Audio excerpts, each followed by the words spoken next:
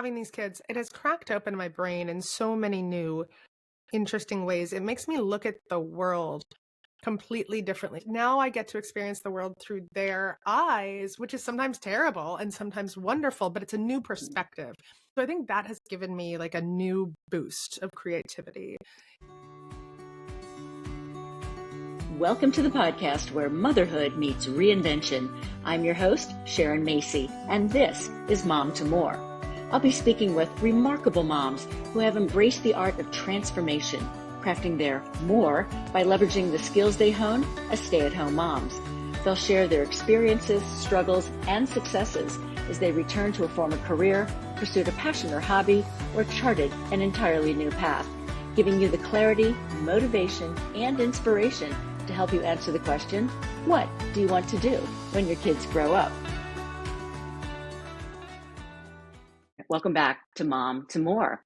Okay, I am so excited about today's guest, the best-selling author, podcast creator, and award-winning journalist, Jo Piazza. Jo is the national and international best-selling author of The Sicilian Inheritance, We Are Not Like Them, You Were Always Mine, Charlotte Walsh Likes to Win, The Knockoff, and How to Be Married. Her work has been published in 10 languages in 12 countries, and 4 of her books have been optioned for film and television. Woohoo! Jo's podcasts have garnered more than 25 million downloads. That's huge. And regularly top the podcast charts. She's an editor, columnist, and travel writer. And I think you said The Sicilian Inheritance was an epic travelogue. And her work has appeared in the Wall Street Journal, New York Times, New York Magazine, Marie Claire, and Glamour, just to name a few. And she is the mom of 3 feral children. Well, aren't they all?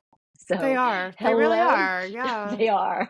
Hello, Jo. I'm so thrilled you're here. Hi. And Thanks so much for hi. having me. So good to see you. I want to give a shout out. You and I first met at the Mom 2.0 conference in April of 24. And I got your book. We're going to talk about it, The Sicilian Inheritance. Amazing. And we're going to dive into that a little later. But first, we're going to talk about some mom stuff. How about that? Let's do it. Yeah, All right, great. let's do it. So I wanted to have you on because you have a unique mom journey. And all mom journeys are really unique, but you have a slightly different point of view from most of the moms that I interview. And that is of a working mom, a mom who is also home with her kids, and you work from home most of the time, which is to me saying cray cray, right? Double duty, plus mom stuff, plus work stuff. And I feel that it's important to really highlight and honor the various roads that all moms travel down. So Yeah, true. And I feel like my mom journey, it's been about 8 years now. And it's changed I mean, it's constantly shifting, how I do this, how I get it done. Because for these 8 years, I've really been working for myself. I run my own business. And so that's wonderful in that I get to set my own boundaries, and terrible in that I'm never really off. And so I'm just constantly trying to figure out, what does this balance look like of having 3 children, and also, trying to be a successful writer, podcaster, content creator in the world. Right. And you have a lot going on. I mean, it's clear to me that you have an incredible amount of drive and creativity bursting inside of you. And you are straddling. There's something going on in there. Yeah. But you are also straddling what I'll call that dual rail of motherhood and work. And that, are you driven to write and create and talk about this inner wellspring and what feeds you? Where does all that come from? I have to say, I've always been incredibly driven and creative and also fast with what I can produce. And I attribute that to being a newspaper journalist for so long. You're on a deadline, you have to get stuff done.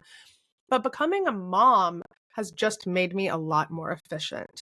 And so as my brain is bursting with all of these things that I want to get done, I have a very finite window to do them. And I'm, very religious about creating a to-do list at the beginning of the day and getting through all of it. People do ask me a lot at book events and stuff, how do you get it all done? And I'm like, I do not mess around. That's the thing. Mhm. I don't scroll Instagram. Like I'm not on, my husband is on Twitter all the time. I don't even understand it anymore. It's a ridiculous thing. But Twitter's, forget it. Yeah. forget it. Like I don't really, indulge in a lot of distractions Right. anymore. And yeah, I kind of have these priorities of what I want to do and make sure that I do them as best I can. And also I do want to say I truly believe that perfect is the enemy of done. And so like I do not belabor something to make Mm. sure it is perfect. I'm like, is it finished? Cool. Right. Right. And it's funny you said that. When I went back to work as a branding content strategist, I Mhm. remember my supervisor saying to me, done is better than perfect. And I just have that in my brain. Yes. And that is so, so true. It's good enough, because I could It's noodle and good noodle all day. And I enough. was like, yeah, yeah, yeah. Yes, All yes. right. I mean, it's really my mantra. Really, really is, and that's how I get through most of my days. Okay. I get that. I get that. So how has having kids inspired your writing, affected your writing? Hmm. Talk about that.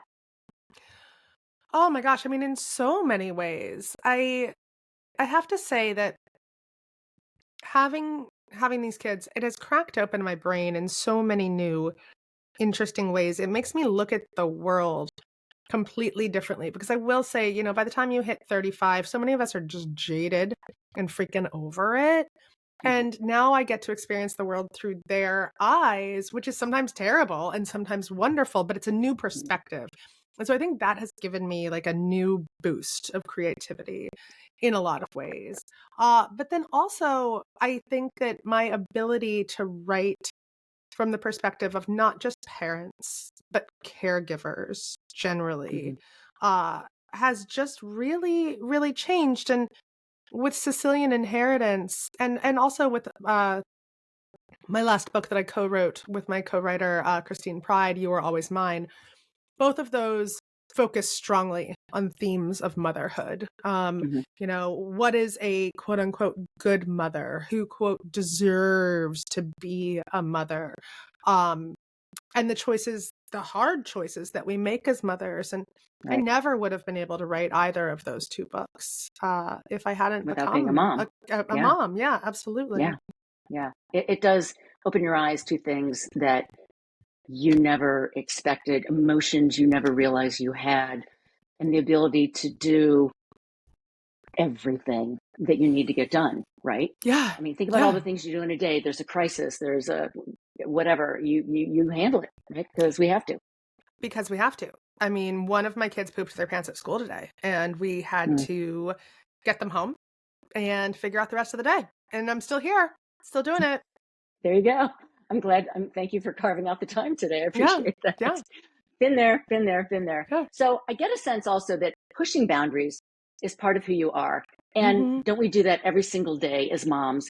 And how all of this makes you a better mom, and teaching you like lessons that you're teaching your kids. Yeah, I mean, I have never had to pivot more in my life than I do as a mother. There's no way that I can construct some kind of plan and be like, this is gonna go well.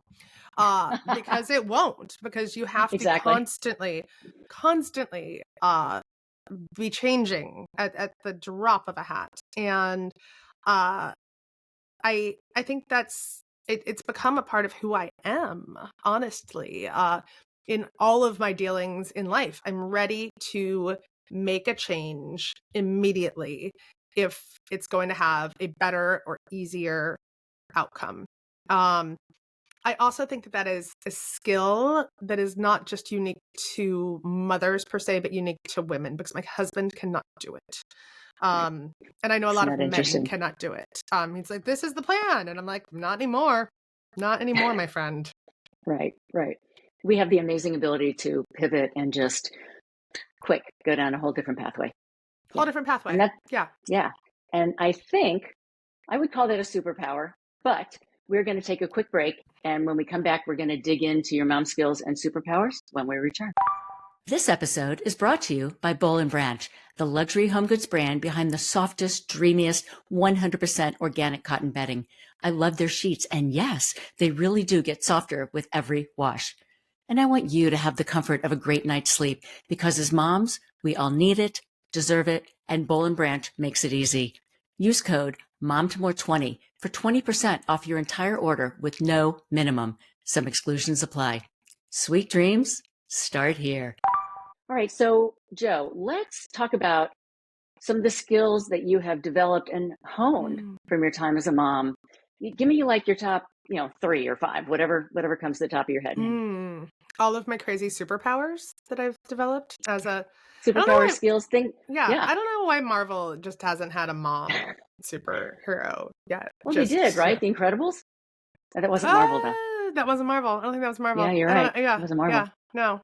That's my favorite. Yeah. Oh my gosh. All right. Let me think. I mean, because I think I've named a lot of them already. I mean, my efficiency is one of them. I can, my workday as it is right now is about 6 hours of work a day. And, I'm producing 3 podcasts in that time. Right now I'm working on 2 books, 2-ish, 3 probably books actively. I've got a Substack. So, I mean, it's definitely, the efficiency is a really, really big one. I also think I've developed intense powers of persuasion. I mean, I am in constant negotiations. I could have an entire new career of negotiating with kidnappers. And I think I would get the person back literally every time. Without having to pay a dime. I would never pay a dime. No, I will never give in. Because I do this every minute of every day. But what I've gotten really good at lately, I will say, is attempting to take care of myself. Because when you're constantly caregiving for other people all of the time, finding a way to care for yourself matters, I think, more than ever. So I mean, I've really prioritized that more than I ever have in my life. And I'm really proud that I finally developed that skill. Good for you. I'm like so thrilled to hear that, because so many moms in the thick of it, like my kids are older than yours.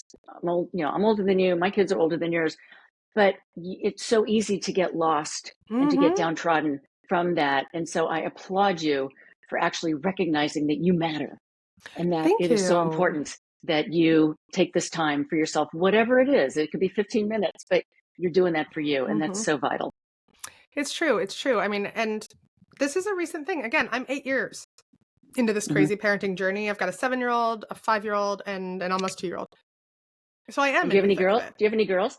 It's boy, girl, girl. Boy, girl, girl. Okay, so just wait, honey. It's already happened. Okay, like it's already happening. Okay. Like I can smell it. I can smell it in the air. Right. It's gonna be a lot. It's gonna be a lot. As it is, but we're learning from it every single day. That's for sure. I also wanted to point out that you're younger than me, and what I have noticed over the last 15 years is that the world has really changed when it comes to the freelance and the remote workplace. Like when my kids were younger, I was either working in an office or I was at home I was working at home, raising the kids. And that I think now it's so much easier to stay connected to the things you love and explore new things and freelance. It's just so much more organic. And I'm not going to say easy because it's hard. Still hard. But so many more opportunities. Yeah. So difficult. Opportunities that you've got that I just didn't have back then, which is not even that long ago. It's not even that long ago. And honestly, I mean, I think back to when I used to work in magazines in New York, and I think about the women that were mothers there. We were at that office until 7:00 at night. Okay. On almost a regular basis. If I had that schedule now, I'd never see my kids, because I also left home at 7 to get to the office. I mean, or at the very latest at 8. Yeah. So I wouldn't be doing drop off. I wouldn't be doing pickup, and I would get home just before bedtime. My kids eat at 6, right? So I don't know how I would function in that world now. I work a ton. I mean, I feel like I'm doing a lot of work, but like I said, I'm just doing it in a shorter amount of time Hmm. now. But that's only possible because I can build my own hours. Right. Which is so nice. And also let's talk a little bit about, I guess, the difficulty of being a working mom. I mean, I Mhm, love how you have organized your day. You are like just diligent about, okay, this is the 6 hours and I got to fit everything in. And you're not the first mom who I've interviewed who has said that. mhm.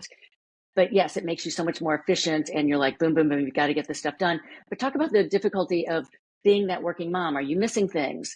Um, Yeah, no, I mean, we can't be there for everything. I will say, actually, no, to be honest. Like I've really and I've worked hard to do this. Like this did not just happen. My schedule is so intentional, right? So I've created a world where I am typically the class mom. I volunteer at my kids' school. I do drop off for one of them every day, one or two. Like so I either do the baby or I take the bigs. And I'm generally around for like right. I don't actually I no longer I've been working on not having any mom guilt. And I no longer actually have guilt around that because I'm like, you know what, you show up for them a lot. They're also with Yeah. a caregiver a lot. We have an I'm very open about we have an au pair who lives with us. Hmm. She's wonderful. Hmm. My mom lives nearby. She helps out a lot. I would not be a good parent if I were not a parent that took time away from them, Oh, that had 100%. all of the help and all of the caregiving. Yeah. But right now, I don't feel like I'm missing out on anything because I've been choosing and prioritizing showing up for them for the things that matter. Yeah. And that's so powerful. And I love that you're there for them, and yet you can have this dual rail world. Mhm. Mhm. You mentioned something about having an au pair. We had Mhm. one too, to help me do the things that I didn't want to do so I could actually spend time with my kids.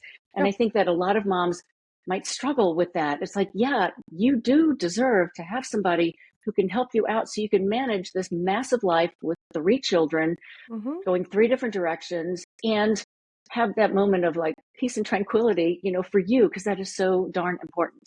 Yeah. Yeah, absolutely. Look, and this is a journey that I've been on, right? So when we first started working with an au pair, we just had our second baby. And I was so weird about it. I was like, "Oh my gosh, when I'm not with the baby, I'm a bad mother. Like, why am I having someone else do this for me?" And like, it took me so long to get over that level of shame and guilt. Right. And also because I've done so much research into the evolution and history of motherhood, and we've never been meant to do this on our own, okay? We've always done this in a Always had village. community in the We've past. always had Yeah. community in the past. We've always had help, okay? We've had sisters, we've had cousins, we've had mothers. We lived so close to other mothers so Hmm. that, someone could pick up your baby when you want to take a shower, okay? We don't really live in that world Right. anymore.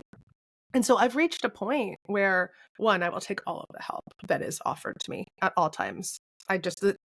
Anyone want to come over and hold a baby? Cool. That sounds great to me.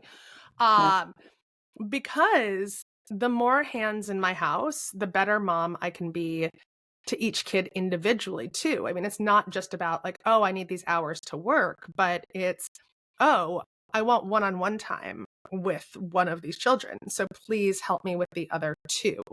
I want to be at ballet with my daughter, and I don't really want the other two running around the ballet lobby while I'm Right. doing that because it's annoying to the other parents, to the ballet instructors. I mean, so for me, it's just been like creating more ease in our lives so that we can enjoy these wonderful lives that we Right. have together and Right. so that I can enjoy each of my kids. And I feel really blessed. I'm really grateful that we're able to do this. We sacrifice so many other things, honestly, Hmm. in our lives so that we can have this much help. I mean, we're like a one car family, right? We chose to live in a more affordable city so that we can do this. And I I'm genuinely just a better mom because of it. I love that. Thank you for sharing that. And hopefully other moms getting that message that we're worth it and it's okay. And there's so many different ways to like raise a family and make it work. So I love the way you're making it work, Jo. Hey, we're going to take one more quick break. And when we come back, we are going to talk about your most recent book, The Sicilian Inheritance. Hey, y'all. Time to talk about my sponsor, Ally Shoes. Hands down, the most comfortable shoes I've ever worn. The way they're designed, by women, of course, and engineered with this cushy insole design and perfectly placed padding, I can literally wear these shoes all day, and I cannot say that about other brands that I have worn. But don't take my word for it. Ask InStyle, Business Insider, and CNN, who are saying the same thing. And I'm sharing the love with all of you. Head on over to ally.nyc, where new customers and listeners of the pod will get $40 off your first pair of heels, classic, kitten, bold block, or sexy slingbacks with special code MOMTOMORE40. And 10% off your first pair of boots and flats, so 10% off of each, with special code MOMTOMORE10. Check out your ally in fashion who are reimagining how comfort and function support women every day. Ally.nyc. Hey, we're back. Okay, Jo, quick question for you. How many podcasts do you actually have? That's such a great question. I make Under the Influence, 2 episodes of that a week. We just revamped my podcast, Committed, which I started 8 years ago, which is, interesting stories about marriage. But now we've expanded it. We've expanded it to other forms of commitment, and that is now dropping weekly. And I also, because 'tis the season for all kinds of politics, am doing a show with Emily Amick of the @EmilyInYourPhone Instagram account called We've Got Issues. And that also drops once weekly. And I've listened to that. That's very interesting. I'm enjoying that. Thank you so much. Yeah. Okay, so before we get into Sicilian Inheritance, which is your most recent book, I do have to tell you, I recently finished listening to Charlotte Walsh Likes to Win. Oh, such a good audiobook. Such a great book. Oh my God, that was so wonderful. So I would recommend that to my listeners. It's a great listen because the person who is the narrator is wonderful. Yeah. Fabulous. And she's got all these different voices. So it was really wonderful. Okay, so please give our listeners a little idea of what the Sicilian Inheritance is all about. And is this a mix of fiction and nonfiction? Where does it fall in that regard? Yeah, no, it's fiction. The Sicilian Inheritance is a novel through and through, pure fiction.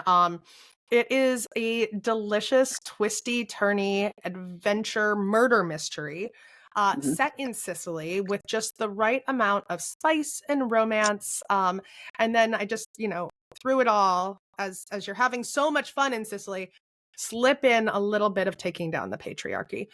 But it's also just because. Why not? Why not? Why when not? You can. Yeah. Why not? But also really it focuses a lot on being a mother. There's 2 main characters, Sarah, who is in the present day timeline. She's going back to Sicily to try to claim a family inheritance, a plot of land that's been left to her.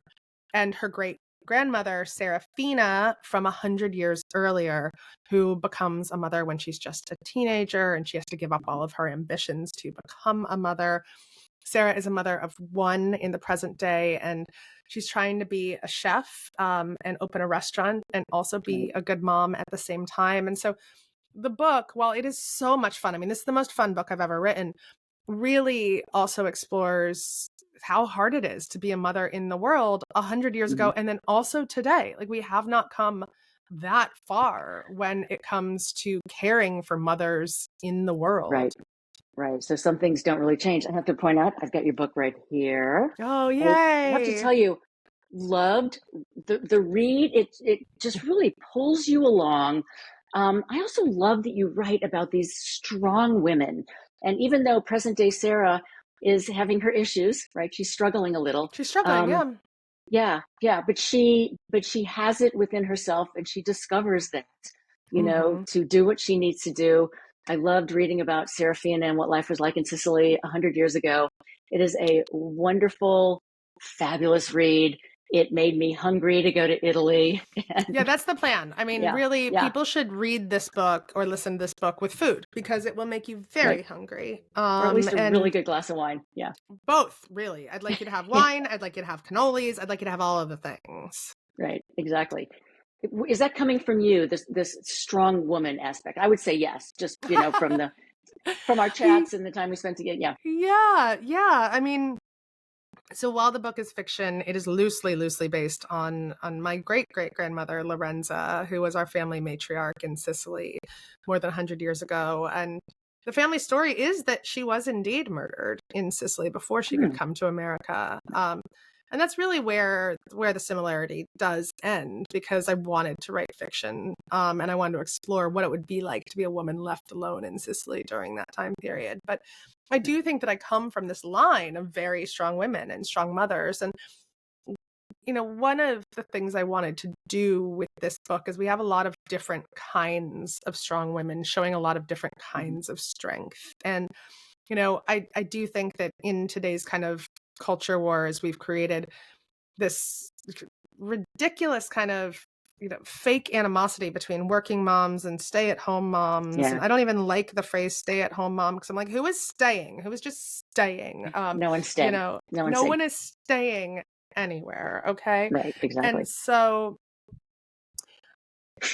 all of the women in the book, the ones who choose to work, the ones who choose to work outside the home, the ones who choose to work inside the home, have so much strength in different ways. And I wanted to show that these women are all heroes of their stories, no matter what they choose to do inside or outside of the home. Right. That I love that where that's coming from. And yeah, these more stories like this need to be told. So thank you for that. We are unfortunately coming toward the end of our time together. And I have a question for you that I ask all of my moms who are on the podcast. And that is, since this is the Mom to More podcast, Jo Piazza, what is your more? So I recently wanted to do one thing that was just for me, but that also wasn't work. Okay. Because a lot of the things that I do for work are like other people's hobbies, right? Like I write things, I make podcasts. Now I'm even like writing some TV shows. So it's like none of like the consuming of those things is like not even as fun for me anymore. Right. So I decided I'm going to get my pilot's license because when I'm flying a plane, I literally can't do anything else. That is so true. And there does not seem to be a way that I can monetize it. True. Wow, I'm impressed. You're the first like mom pilot that I've had on the show. So well, let's see if I get it. Girl. I mean, I might not get the license, but we'll see. We'll see. I just started. It's a long-term process. Yeah. Long-term process. I love that. Thank you. And please tell my listeners where everyone can find you online. Everything, folks, is going to be in the show notes. Instagram, website, books, you name it. Tell me where people can find you online. So I'm on the Instagrams at Jo Piazza Author, and then my Substack is called Over the Influence, and my big podcast is Under the Influence. Love that. Okay. Yeah. Jo, I'm so glad we finally got this together. Me too. You're a hoot. Thank you. This was so much fun. Thank you. I love where you're coming from and just how you're able to manage everything and be an awesome mom and produce all this awesome content that I love, and I really look forward to checking out your next book whenever that drops. Oh, it's gonna be good. That one's gonna be good. Yeah. Thank you so much. This is so fun. Thank you. Bye. Here's another 5-star review. This one from my recent podcast guest, Erica Humbert, who wrote, "Such a delight to be a guest on Sharon's podcast. She is relatable, easy to talk to, and asks great questions, so the time flew by. I take something from each episode that motivates me to pursue each day with passion. Highly recommend." Well, thanks, Erica. And to my listeners, keep writing those 5-star reviews, and I will keep reading them. Before I sign off, a quick favor. Following the Mom to More pod means you'll never miss an episode, and it really helps the show to grow. And if you'd be willing to leave a 5-star rating and review and share an episode with another mom, I'd be super grateful and appreciate your support. Thanks for listening, and see you next time.